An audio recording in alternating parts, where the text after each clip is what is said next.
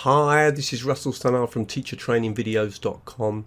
I did a presentation the other day where I included a series of search tips that teachers can use so that they can look for specific videos that they really want.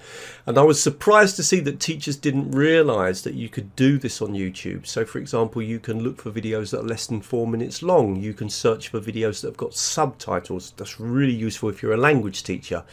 So what I've done in this video today is show you some of the best techniques that I use to help me to search for specific videos when I'm working on YouTube.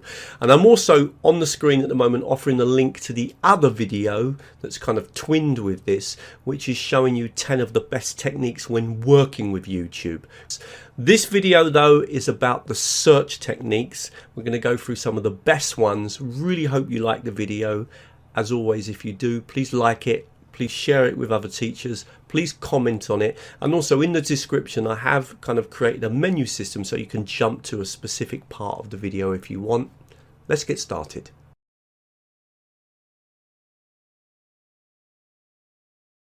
So let's imagine, I'm just going to show you a really effective way that I was going to search for the word Chelsea. Now, if I search for Chelsea, it's very likely to bring up loads of things to do with the football team, but I'm actually interested in the Chelsea flower show. So what I'm going to do is I'm going to put Chelsea gap minus football, because I don't want anything to do with Chelsea and football, minus FC, which means minus football club, but I'm going to put plus and I'm going to write flower show.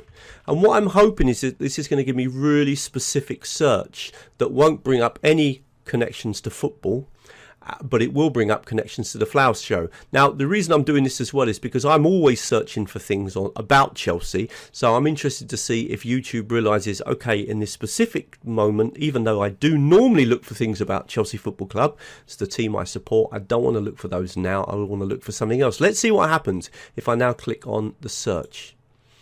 And as you see, nothing comes up about Chelsea Football Club. I get loads and loads of things about Chelsea Flower Show. So using this plus and minus can be really useful. And let's now put that in the context of, say, language teaching. A lot of you who follow my work are language teachers and you're looking for content. How could we use this minus and plus to help us to find the content we want? Okay, let's just do a quick search for English food vocabulary in English, and we get all of these ones here. But now let's be a little bit more specific and decide with plus beginner, because we're working with beginner students and we want lower level stuff. Let's press enter now. Does it bring up different content? Yes, it does.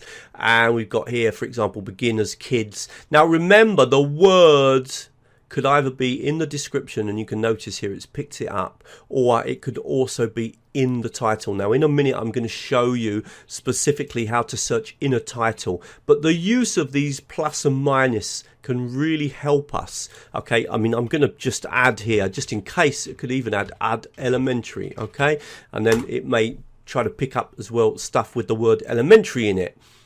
Okay, it doesn't seem to have made a lot of difference in the search, but you get the idea that by adding in these plus or minus, remember we can be specific about what we don't want to find, then it will help us to make our searches more specific.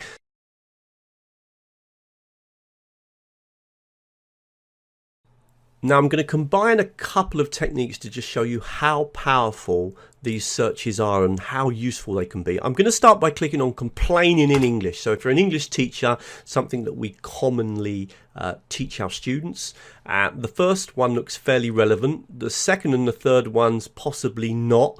Oh no, maybe the third one is, so that's quite good. We come down here, but these ones aren't so useful. Okay, so we want to be more specific. So the first thing I'm going to do is I'm going to add plus, make sure you put a gap, ELT, so that we're now getting English language teaching. Now these videos that we've got here are much better. They're all really related to language learning and complaining, but I only want short videos. So I'm going to click here now and choose in the filters. So choosing filters, I'm going to only choose videos that are 4 minutes long, because some of the videos there are 5, 6, 8 minutes long. So I only want short videos. Now I get videos about complaining in English, ELT, that are less than 4 minutes. However, what I like is videos where I can also play around with the subtitles. So I'm now going to click on filter again, and I'm going to choose subtitles.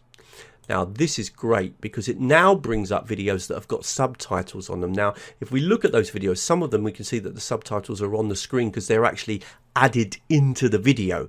Sometimes the subtitles have been added as a script afterwards, and this would be an example. If I clicked on this one here and we just played this for a minute. Okay, now actually that's not on the video. That is because I click here and in fact it's already activated, so there's no problem and it's coming up onto the screen. But I could, if I wanted to, turn that off and then it won't be there. Okay, but if I'm in this case I do want it on and I want it in English. So searching now for subtitles means it's only going to be complaining in English, ELT, under 4 minutes with subtitles. Now the great thing when people have added up the transcript, that's not when the subtitles are actually in the video, but rather here they've been added afterwards, is that we can even click on this lovely button down here and actually open the transcript on the right hand side. And now we could even click on that transcript and jump to that part of the video. And if we play the video,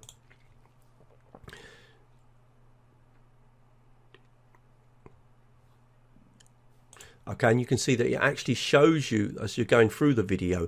Now that only happens with videos where someone has added up the transcript afterwards, or the transcript has been automatically generated by YouTube. I'm going to take you through that again because this is a really useful technique.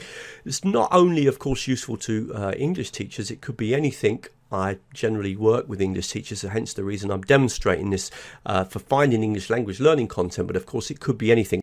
Hi, just a super quick interlude. I hope you're enjoying the video, and if you do, please come over to teachertrainingvideos.com. Loads more free videos. You'll get loads of stuff on the opening page, and of course all these different topics here at the top. And if you want to keep up with my work, the best thing to do is sign up to the newsletter. That way you get updated with all the latest videos, the blog posts, the webinars and the courses that I run. And also at the moment, if you sign up to the newsletter, you will be sent a 6-part introduction into using technology in teaching and learning. Right, let's get back to the video.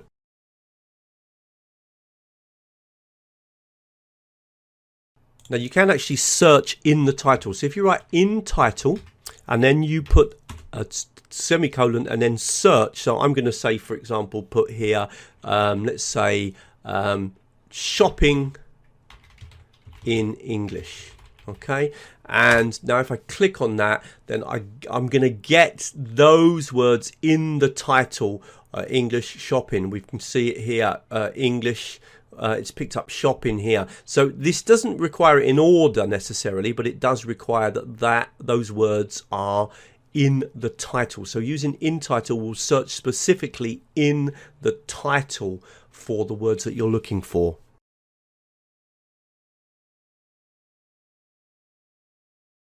Now one thing that we can do is that we can search for playlists, and playlists are useful because you get a whole collection of videos related to one particular topic. Now a lot of people use this for music. So for example, if I search for Bob Marley but then I put a comma and then write playlist, what I'm going to get is playlists of or collections of videos. We've got 74 videos there, and we can play one after the other. Now this can be really useful in language learning or in any educational area. Let's take an example of history, or let's say British history.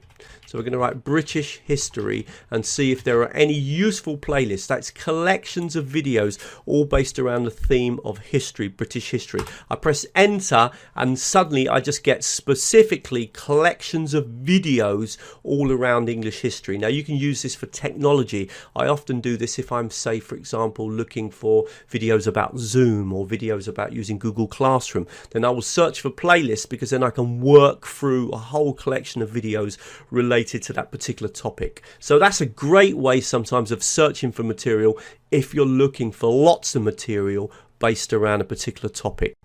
Okay, really hope you like that video. Please come over to teachertrainingvideos.com. Lots more free videos available. You can sign up to the newsletter if you want to keep up with my new videos, my blog posts, my webinars, and my online courses. And of course, you can also sign up to the YouTube channel or subscribe to the YouTube channel. Don't forget to click on the bell if you want to be updated with the new videos that go up onto YouTube.